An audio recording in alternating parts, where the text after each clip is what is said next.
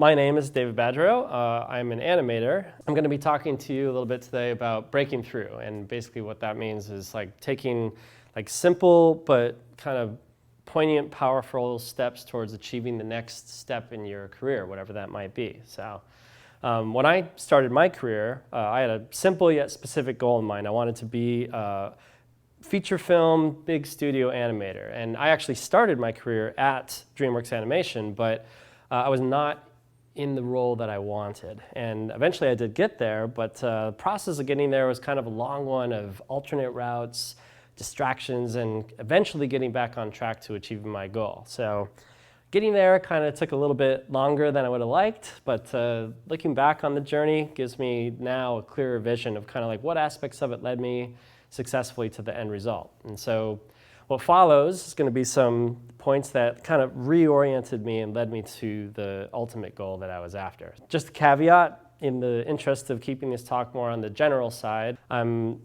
not really going to be talking about animation specific, like craft specifics. If anybody wants to like nerd chat after the talk, I'll be available, but for now, we'll just on with the show.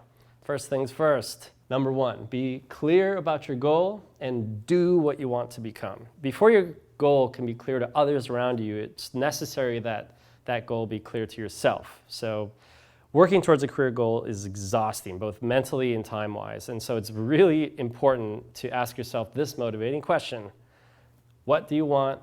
Why do you want it? And like, what is this goal that's driving you? What's the thing that's setting you down this, difficult and sometimes very long path in the first place? And so with that in mind, something that I did for myself when I worked towards my goal was I started like a progress document. And right at the top, I wrote the answers to that two-part question. So this is the actual document itself. And we'll come back to this document later as we go through the talk, but there's, you can see my silly answers to that question at the top.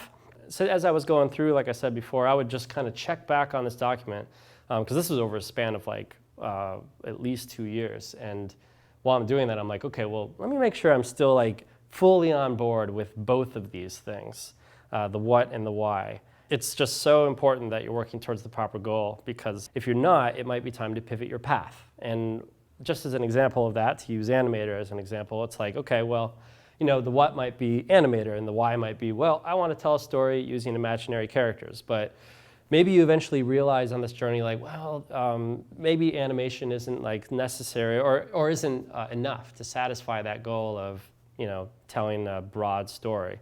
And you find that maybe like being a previs artist, because those guys actually have a lot more control over the story as a whole. Maybe that's what you want to do, or be a story artist, or even just be a writer. Like that's even more pure. There's an example where like the what and the why still match up. It's just that you have to like find what you're really after. Or an alternate version of this would be like, okay, I want to be an animator because I like creating sophisticated motion. I find that really great. But maybe you find like, well, characters are too restricting actually. I'm more interested in more motion as a pure thing. And so maybe a motion graphics artist is what you really want to do, or even more abstract, a visual programmer. You might even discover that you're better suited for these other disciplines that you might explore, but which is fine, just as long as you catch it. Like you don't want to come to the end of this long journey and then find out that you're in a position that you don't really want in the first place. So now you've got your career goal in mind. The next thing to do is to do it. So do that thing, be seen doing that thing. So if you're pursuing a creative career, chances are you're already working in the creative field in some capacity. You might even be on the right career track, but just not right in the position that you're after. That was my case. And like oftentimes we'll take a job in a related career hoping that it'll ultimately lead to what we want to do by association. But the longer you spend in that role, the less time that you're being perceived in the role that you actually want. And it's going to be harder for other people to like perceive you in that role. So if you're not careful, you could actually become associated permanently in the role that you didn't want in the first place. And just for an example, like in the animation world, I've seen so many production coordinators, production supervisors that got into those roles because they wanted to become artists. Like they went to school to be artists, but they just stayed in that job so long that they kind of got cemented in it. And like sometimes there's crossover, but sometimes it just becomes like a practicality thing where they have to stay And and by the way, not to say that one is better than the other. It's just that that's an example that I happen to run across quite a bit. So with that in mind, it's like it's really incumbent upon you to take your personal time, your off hours time, to be doing the thing and developing the thing you want to be doing. So like, for example, if you want to be a writer, you should probably be writing spec scripts. If you want to be a director, you should probably be maybe developing a short film or working on like small ads or whatnot. If you want to be an animator, you should definitely be doing test shots or at the very least training. And with this, it's just as important to promote yourself around this role to those around you. You got to make sure that people around you that you're working with know what your goals are and see that you're doing the work that's necessary to achieve it.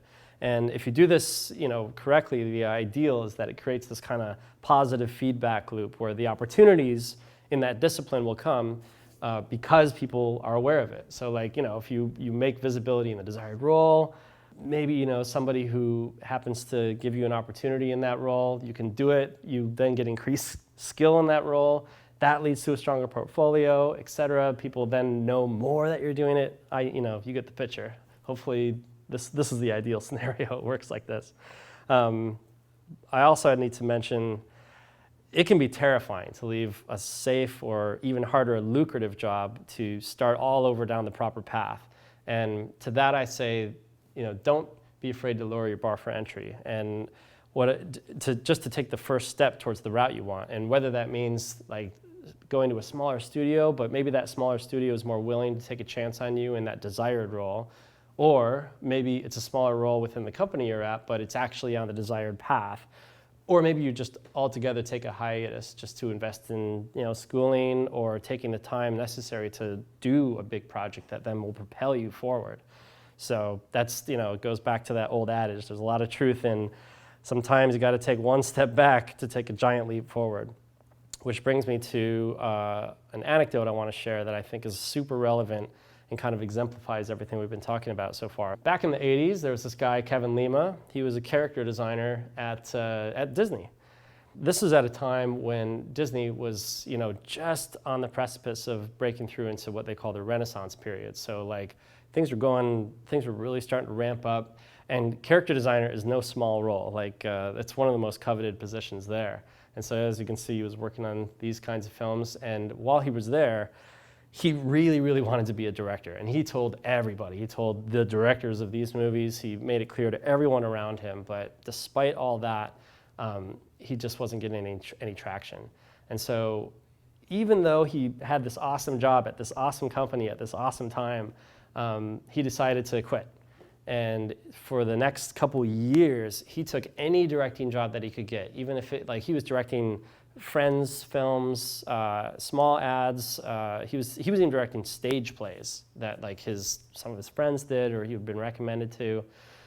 Anything he could do just to promote himself around the role of director. And so you fast forward like 4 years or something like that, and the director of The Brave Little Toaster was tapped to direct what was going to become the Goofy movie.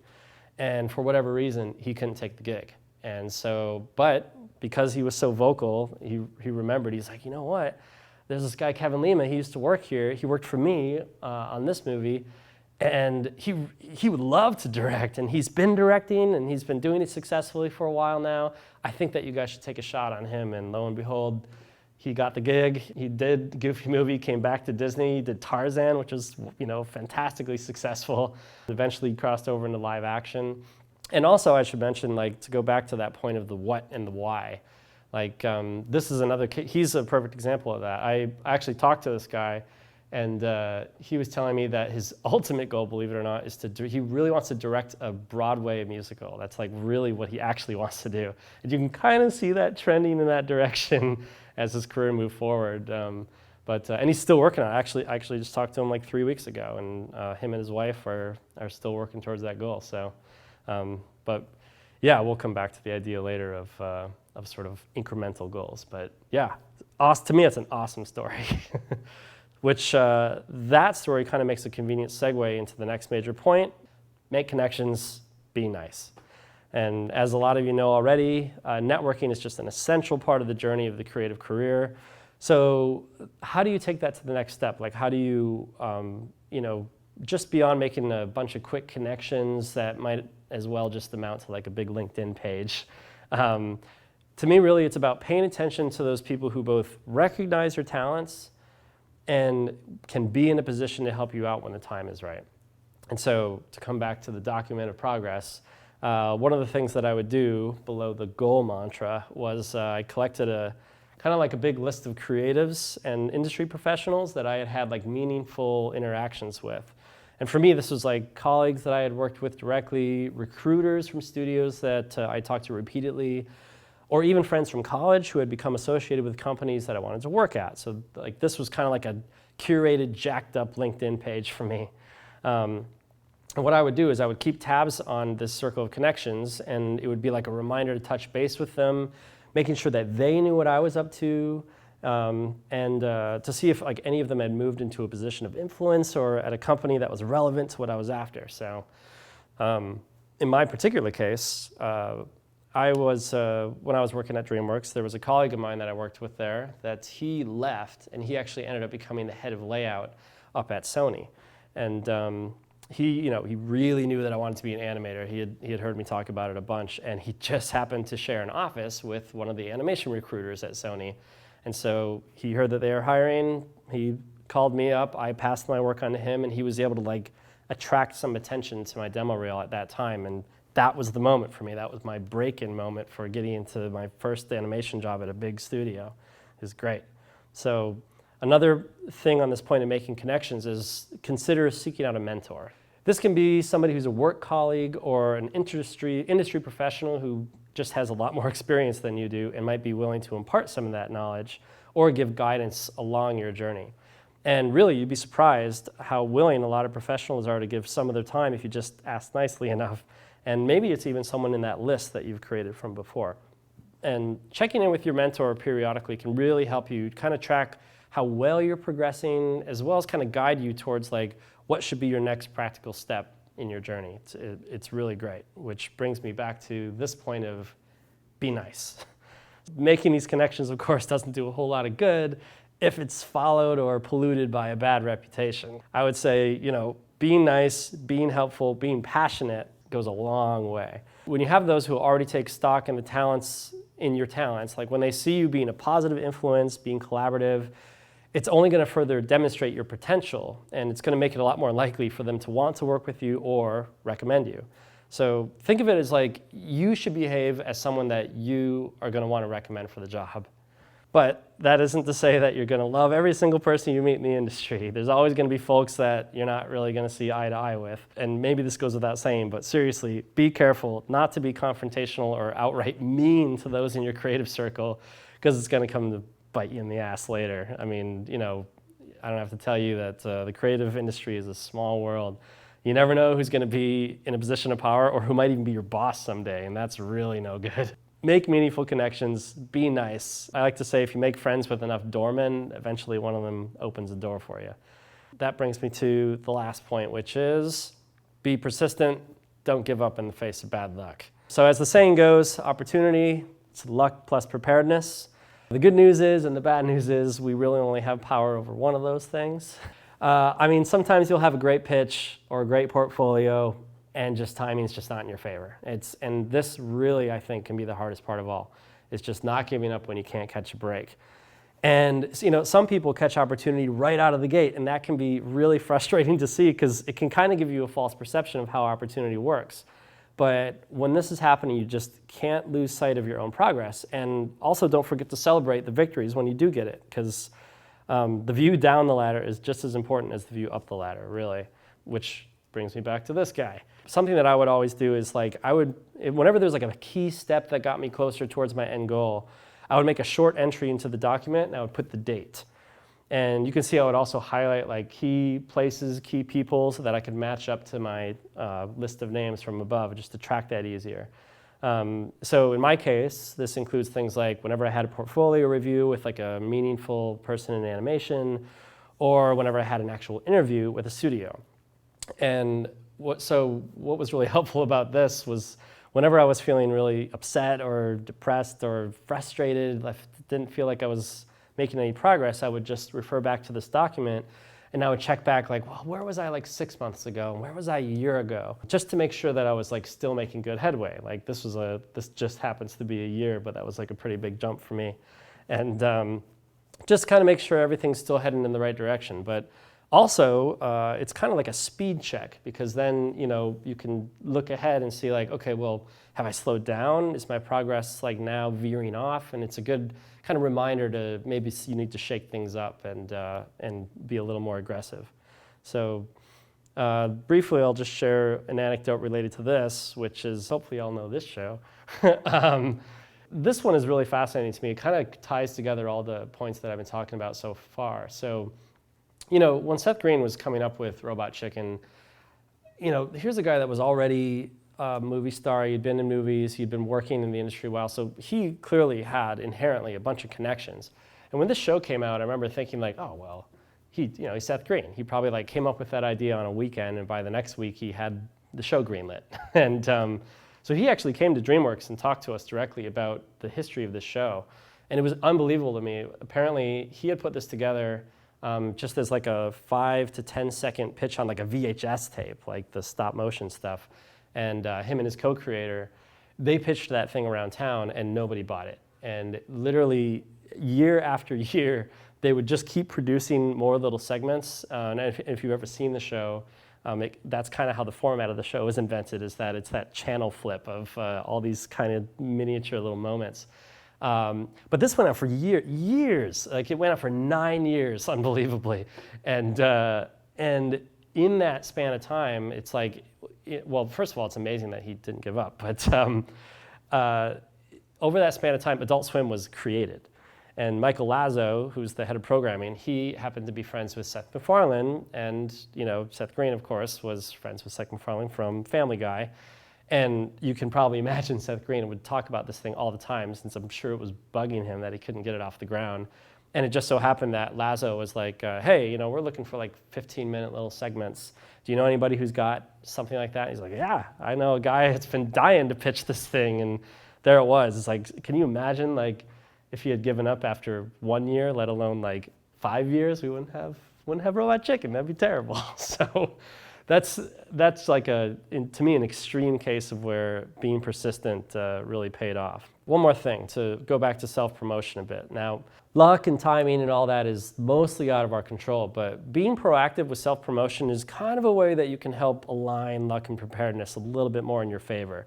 And so if you've done something that's really special, like maybe you have a really fantastic spec script that you recently finished, or a short film that's really great, or an animation test, or any kind of personal project that just represents your skill, it never hurts to promote that piece. And whether that means you send your script to like a script contest, or to a really great film festival, or even just promoting it on video sites like Vimeo or YouTube, just getting like a bit of heat or recognition on something you've made, it can be a fantastic springboard in applying to bigger jobs or grabbing the attention of a studio you want to be a part of.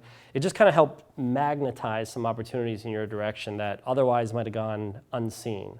So I actually had that happen to me after I'd become an animator. Just by, I don't know how this happened, but I made this one video that was showcasing techniques in animation, and it went like semi-viral. Like it went to all these different animation sites and stuff, and it just so happened to be at a time when I was thinking about applying to a bigger studio. And when I applied, it turns out they had seen the video, and it kind of like boosted my importance a little bit. And they were like, oh yeah, we had seen, you're the guy that made that video, and I ended up getting that job. So you never know what's going to help propel you into that thing that you're after. So just to go back and look at everything again, be clear about your goals, do what you want to become, make connections, be nice when you make connections, be persistent, don't give up in the face of bad luck. And that last one is especially difficult because this takes time, and time can really wear you down. But I really feel like combining all these points and applying them consistently really can help you break through that next career step and achieve what you're after. And once you do achieve that goal, what do you do then? I mean, besides throw a big party and celebrate, of course, well, it finally means you can look ahead to the next goal. Now you can kind of choose, like, how do you want to evolve, your incremental goals after that? And that's why I think of Kevin Lima. There's a guy that, like, it's so hard just to become a director. But then like after that, he's like, okay, well now what do I really want to do? And was able to kind of get more to the core of it. One last time, coming back to this guy, you can see I put like a demarcation when I actually managed to get the job that I was after. But after that, I was like, okay, well now this document can kind of evolve, and I can start taking that down to the, like, what do I want to do? And in my particular case, I was like, well, I think I want to move to a larger studio. I think I want to go to a place where there's more education opportunities for me to learn more about the craft. Maybe there's some practical elements of that, of like a place that has better benefits and stuff. And I pretty much just kept applying these same exact principles I've been talking about this whole time, and then bang, it all came full circle. I'm currently back at DreamWorks Animation, where I started this whole thing, but actually in the role that I wanted in the first place. So it was celebration time for me. Celebration time for anybody who works along and really hits these victories along the way. Really, really, you got to do this, because otherwise, you know, if you don't do this, it can just make the whole thing seem never ending. And it's sort of a reminder of that, like, you're making progress as you go, no matter how incremental that progress is. So there you go. I hope that y'all are able to take some of these simple points, apply them to your own goals as you move forward. So kick some ass. And thanks for listening, and thank you all for coming.